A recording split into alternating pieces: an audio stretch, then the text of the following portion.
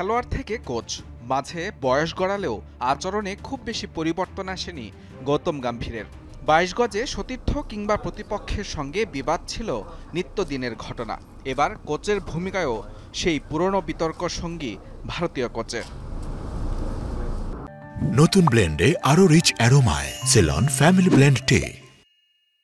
ইংল্যান্ডের বিপক্ষে সিরিজ নির্ধারণী শেষ টেস্টের আগে আবারও মেজাজ হারালেন গৌতম গম্ভীর, আর সেটি ওভালের পিচ কিউরেটর লি ফর্টিসের সঙ্গে। রীতিমতো আঙুল উঁচিয়ে শাসাতে দেখা যায় ভারতের প্রধান কোচকে। এক পর্যায়ে বলতে শোনা যায়, তুমি একজন সামান্য মাঠ কর্মী, এর বেশি কিছু নও। পরে ঘটনার ব্যাখ্যা দিয়েছেন কোচিং স্টাফের আরেক সদস্য শীতাংশু কোটাক।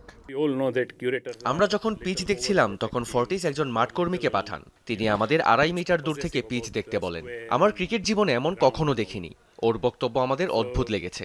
আমরা মাঠের কোনো ক্ষতি করতে চাইনি, আমরা পিচ দেখছিলাম, প্রাচীন মূল্যবান কোনো সামগ্রীও দেখছিলাম না।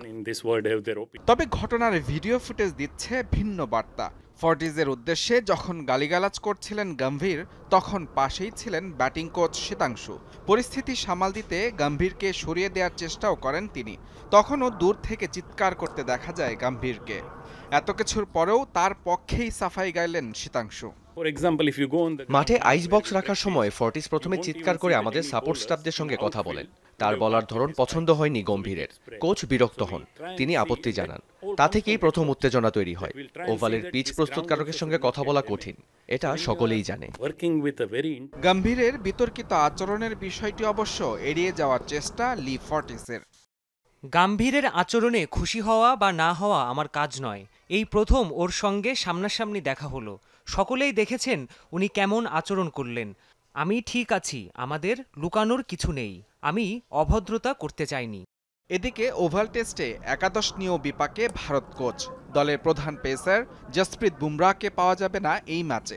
ইনজুরির কারণে ছিটকে গেছেন উইকেটরক্ষক ব্যাটার ঋষভ পান্ত। মুজরাবিন তারেক, যমুনা স্পোর্টস।